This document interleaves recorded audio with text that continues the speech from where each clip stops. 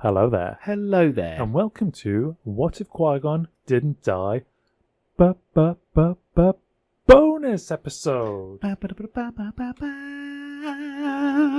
Bonus. My name's Jamie. And my name's Shaun. This week, just because it was exciting, I'm going to throw straight into the Acolyte. Yes, we'll have a little chat about that, shall we? No, it's interesting because we did a whole episode about the Acolyte, and then at the end of the episode said we're not probably going to talk about this again until the end. Yeah. And then we did a live session on Instagram, and now we're going to talk about it again. Yeah, but this is just like a little Star Wars in the chinwag, just to discuss our thoughts on episode 4, which was obviously a better episode, let's say. Mm-hmm. And yeah, do you want to read what you sent me, or shall I read you what I sent you first?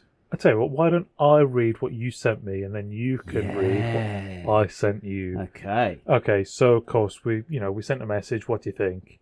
So Shaun sent to me. I liked very much some bits. Sorry. Let me say this again. My punctuation is so poor. Maybe I should have read my own bits. So I asked Shaun what he thought. He said he liked it very much, but some bits not so much. Reference that we previously said the poison vendor, was the Sith type, which we were... Oh, by the way, there's spoilers here. Yeah, spoiler alert, people. If you haven't seen the new Acolyte episode or the season yet, just cover your ears for about 10 minutes. Yeah. And then we'll be back. Yeah, be fine. So we called that the poison vendor was going to be the Sith Lord baddie. I can't remember his actual name. It begins with C, doesn't it? Possibly. Anyway, ignoring the fact that we don't know what people are called because we're useless like that. We were correct on that point. Shaun says the fight scenes were amazing. Very good to see how the Jedi are like knights, and the Sith was like freestyle, so it threw them because their fighting styles are very different, and how they taught, how they learned to fight has obviously come from other places. Just about in, sorry, Qui-Mia. Yes, Qui-Mia? That's the name of the Sith matey. Correct. Love the Padawan holding her own. Shows the Jedi in their prime, when a pleb like me would die instantly. Yeah, what? Just to put a little bit of context on that, obviously, the thing with TV, the spare Jedi, right, in the party, went down like sacks of potatoes. Yeah, they did. Put up a good fight, but they still went down. Grown adults. Very quickly. You know, these are Jedi Knights, not Masters or whatever, however the Council sort of deemed them to be. The Padawan, trained by Soul. Yeah. Not Hench Boy's Padawan, who we don't see after episode 1. Yeah, that's it. She, because of the way the Jedi were, what I mean is she was able to hold her own so well because, granted, Qui-Mia was probably a little bit tired, let's be fair, after all that badassery, but she was able to hold her own, and it just shows how extensive and intensive her training is compared to maybe Anakin and Ahsoka. Because it was during the Clone Wars, Ahsoka's training would have been different. Yeah. So, I can't remember the Padawan's name, but yeah, I really liked how she was able to hold her own for the most part. I know Soul had to intervene, but that initial bit when she's deflecting and screaming and moving around, she was a bit like Rey versus Kylo Ren in the fact that she's clearly got power, and skill, but wouldn't really have won the fight had it have continued one-on-one. One-on-one. Mano a mano, tete-a-tete. So then you say you hated the Padawan dying. She was a good character, and for Master Soul to just leave them there was a disgrace. I mean, we've probably watched too many army films, really. Never leave a man behind and all that sort of thing, but at the same time, it was they needed to escape. I get that they needed to go back to the ship, and obviously Soul was heartbroken and all the rest of it. Very, very like in a bad place with his centering, maybe. And perhaps this is just something he does. Maybe this is something we're going to learn about. He does abandon people. Yeah, maybe it's part of his character. Yeah. Yeah. I just I know the other Jedi Knights were dead, but I think maybe he would have. And I know it's obviously dense jungle. He doesn't want to carry a dead body through it. Like, I get it. Yeah. But he didn't even pick up a lightsaber to take back to the temple. It got destroyed, didn't it? Or was that? It was cut in half. Like, he did destroy it, but he could have picked up the pieces, or he could have picked up something of her to be like, right, I need to have proof. Yeah. You know, just something. I don't know. It just cut a bit weird, but maybe I'm too romantic about it. Do you know what I mean? Maybe I'm being too... Perhaps. Or maybe they just all turn to Force ghosts after a minute. Yeah, they just fade away. You know, they haven't had any training on how to turn into a Force ghost, but they... Yeah. Also didn't like the Ahsoka double blade from both Padawan and the Sith. I was like, FFS, guys, come on. Maul, that's supposed to say. Yeah, Maul was key in that OMG moment. No need to repeat, but oh well. Yeah, I think it was nice to have something in there just to kind of mix it up. I mean, it was a very intense battle. Yeah. And then it could have just been single lightsaber smash, smash, smash. Yeah. But we just sat and watched that for 5-10 minutes already. So then let's break out. Oh, you think it's over? Oh, you think this is as good as it's going to get? No, wait, there is more. Yeah. Yeah. So I think it was okay. I suppose it didn't need to be in there, but it was quite a nice little. It was a nice touch, but when Ahsoka got her 2 blades and she got the littler blade, I can't remember what it's called. There's a special samurai sword name. Okay. You have a littler one. A Tanto? Something like that, yeah. I think a Tanto blade. Like, when she got that, it was all very much like, oh, that's amazing. You don't see Jedi doing that. Mm. You know, very rare you see Jedi with 2 lightsabers. And then that moment when Maul presses his button and the double-edged endings come out, and, you know, the memes all over the internet, you're like, oh my goodness me, look at it, that's amazing. But then it's just, a random Sith guy and a Padawan's got a double thing, and Sol, who trains her, is very sort of knightly, single blade, has his certain stance that he uses. Yeah. It just, to me, it was like, why? So she asks if she can speak freely, but then he lets her fight a bit like, I don't know, a swashbuckler. Because she's got the dagger and the thing. Like, very nice to see, and the colours used and the LEDs that you talked about, the lightsabers, you know. And Yeah. That whole scene was good. It was just we've had 2, that's really cool lightsaber edition moments. We've gone back in time, and you've made them look better than the future lightsabers almost. Yeah, it's one of those weird things. It's like Rings of Power, you know. In the opening scene of Lord of the Rings, the Numenorians have that really nice armor, you know, and Sauron batters them. Yeah. But then when you watch Rings of Power, it's just like a little bit of tin on their chest. Oh, okay. But it's reverse, so you're like, oh, they've got better armor back in the day, almost, even though it's like flips on its head. Yeah. Yeah. Anyway, sorry, I'm keep cutting you up here for context. No, that's all right. This is why we're talking through it, isn't it?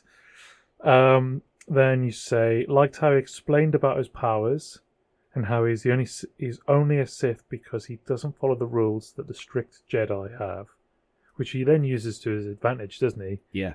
By telling Sol that he shouldn't have his lightsaber out because he's unarmed. That's right, yeah, because he puts his saber away, doesn't he? And Sol's still got his drawn, yeah. And so he kind of tricks him, but because of the Jedi way, that's what's restricting him. That's what's stopping him from doing what he needs to do. Loved his helmet, almost Magneto-styled, stopping mind reading. Now I've got a response to this, but we'll get through that in a second. Yeah. And then you loved Sol going badass. My God, he was epic. Wasn't he just though? Yeah, it was really good because he looks quite well grounded. Yeah, very tempered in his approach. Yeah, to see him sort of like let loose, but you could see there was an emotional side coming out. Yeah, it's similar, I suppose, to like Obi-Wan after Qui-Gon dies. Yeah, when he fights Maul and they're supposed to stay composed, but he sort of loses his rag a bit. Yeah, and it becomes an emotional fight. Whereas Yoda would be like, "Don't use your emotion, just be a robot." But but then when he puts his lightsaber down and he's going a bit Matrix again, you're like, yeah, come on. And then he headbutts the helmet and he doesn't even like knock himself out. No. And you're like, that's actually proper train. You can see that they've trained there. Yeah, They've gone into the Matrix training room with Morpheus and just battered it out for a couple of hours. Yeah. Now I know Kung Fu. And then at the end, your last line was the switch at the end with the twins. Meh. Soul would have known and possibly does. So what you're about to read is my response. So there will be some answers which I've had, and then we can process it, and then we can get back on talking about generally the week. Yeah.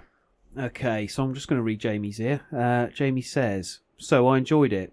It was a bit Walking Dead by killing off nearly all the characters that we spent 4 episodes getting to know. Yeah, agree with you there. Yeah, there's just so many scenes in Walking Dead. Did you watch much of that? Or only the first couple of series, and I sort of fell out of love with it. But yeah, there's some.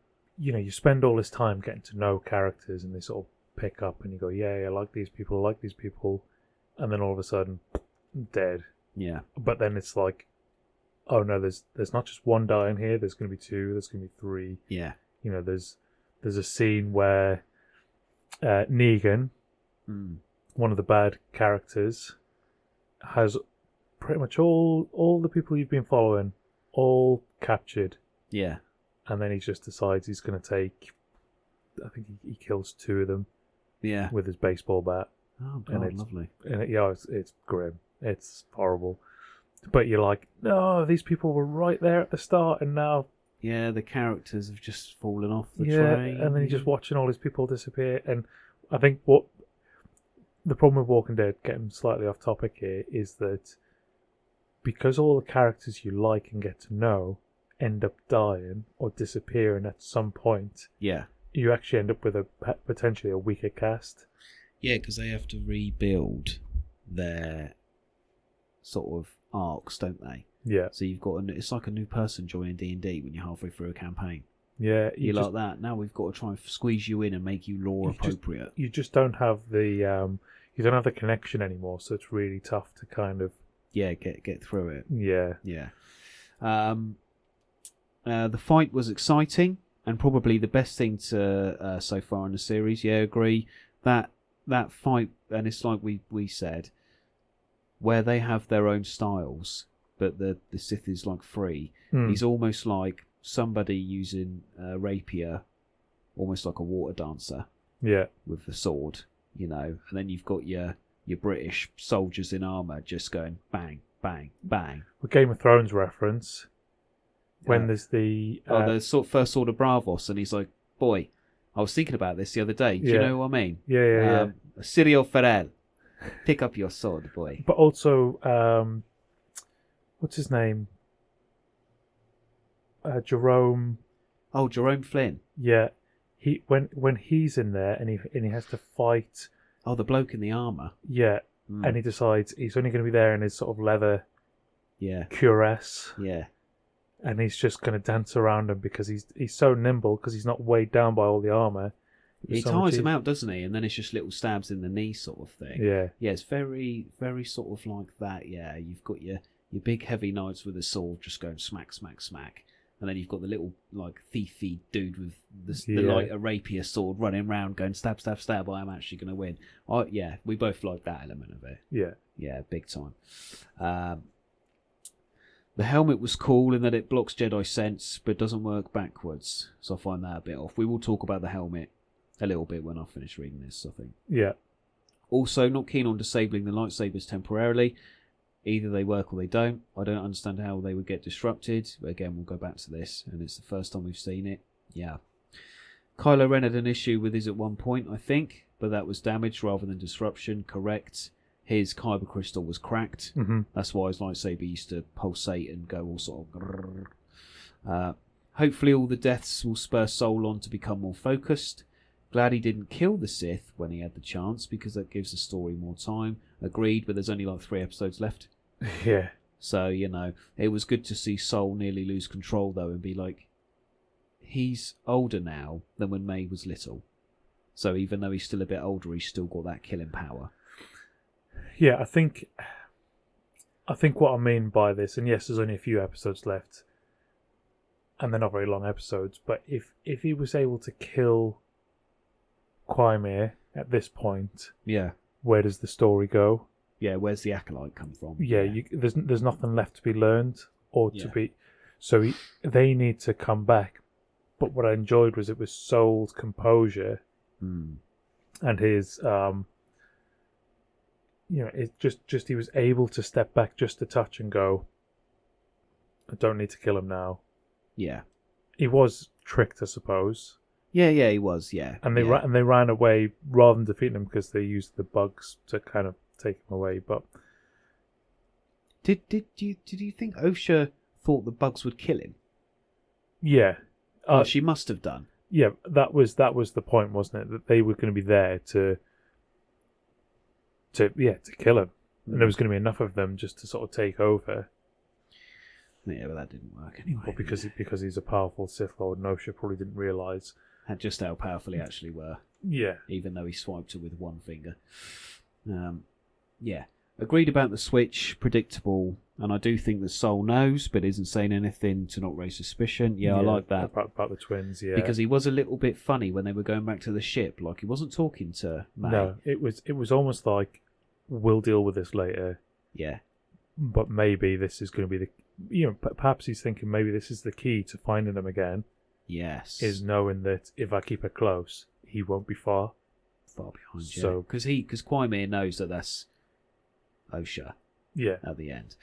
At least now it's become interesting enough to actively want to watch it for the rest of the series, rather than just watching it because it's there and hoping it will pick up at some point. Agreed. After episode 3, I think we all had a bit of a not great. It was a tough episode to sort of stay engaged with. And episode 4 as well, I think. Episode 4 was definitely better than 3, but it was still. But at least there was a build up to what we've just seen. Yeah, definitely. If they were hour-long episodes, 4 and 5 would have been one together. Yeah.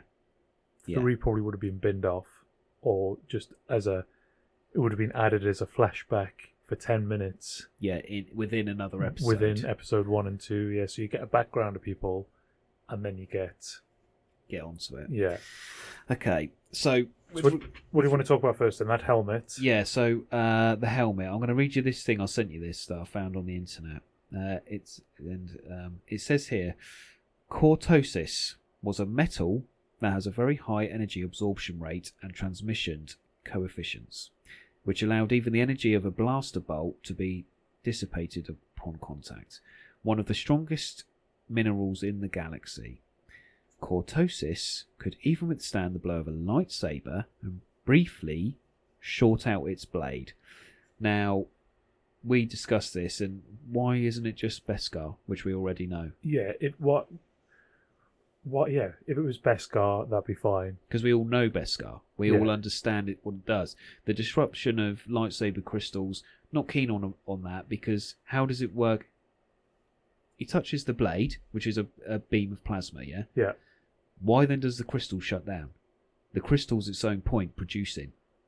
Yeah. It shouldn't make any difference. It should just, maybe it could just stop the energy for a split second, but you press the button, it comes back up again. Yeah, what's the big show of it sparking out? Yeah. Like it's a plug. Also, we never see this again. So this has happened 100 years previous. Yeah. If somebody knows this material exists, why aren't all the Sith wearing it? Yeah. Why aren't the Red Guard for Big Daddy Palps wearing this stuff? Why isn't Vader's helmet made out of it? Yeah. You know, all these questions about why are they not, like they've brought something in, but so far in the past it actually becomes weird. Yeah. And if it had just been modified Beskar, like say for example, this was a Beskar helmet, Beskar arm guard, but it's been infused with a kyber crystal, and it's actually the two kyber crystals colliding and clashing. That disrupts it. Yeah, so it becomes a Beskar alloy of some sort. Perhaps then you go, okay. Yeah. Kyber crystals are hard to come by. Yeah. We know that. We know that the Holy City, where they get them from, gets destroyed. Yeah. By the Death Star. Makes it very difficult to reproduce that. So yeah, it's and I get it can deflect blasters, but Beskar does that anyway. Yeah. Beskar can also protect against lightsabers. Yeah, it does, because the dark dark saber's essentially Yeah. a lightsaber infused blade, isn't it? Yeah. A kyber crystal infused physical blade. Yeah. So it's just, I think they could have just used that, because then this takes me back to, when they mentioned R2 units in episode 1. You mentioned R2 units to get people excited. Oh yeah, they mentioned R2 units. Oh, lovely. Why didn't they just say? I mean, obviously he didn't say it was Beskar. This is something I found on the internet. But why isn't it just Beskar? And then everybody would go, "Oh, I've seen Mandalorian. Now I understand why." It's important. Yeah, and I understand why Sol couldn't read his mind, and I understand why it disrupted the lightsabers. Blah blah blah. Because it's something we know. Why introduce some? And why go? Oh, yeah, there's this thing, and it's really cool. Why haven't we seen it? Yeah. Again? Yeah. Dooku would have an helmet, and maybe you could put that on when he's fighting Yoda. Yeah. But yeah, there are thoughts on Acolyte episode 5. Very good though, despite my little gribbles that I always have. That's just telly. Yeah, well, that's it, isn't it? If I really wanted it to be better, I could write a book based on that episode and word for word change it. But it doesn't affect anything. No, that's it. It's still good to watch, and it was very enjoyable. Really liked Soul kicking ass, and I hope we get more of that anger out of him, maybe. Yeah. But yeah. So there we go. What do you think? Let us know, dear listener. Yeah, get in touch. Send us a little DM on Instagram at WIQGDD, or you can email us at WIQGDD@gmail.com. Perfecto. Or just reply on one of our stories or whatever. Yeah, get in touch somehow. When I do the reel on the day, always feel free to comment underneath that. I do actually read them. Yeah. So does Jamie. So yeah, please do. Okay. Yeah, lovely. Yeah, let us know what you think. It helps us talk a bit more about stuff and lets us know what people like to hear about. Right, with that being said, pleasure talking to you as always. And you, sir. Look after yourself. Be to the good. And stay out of to the side.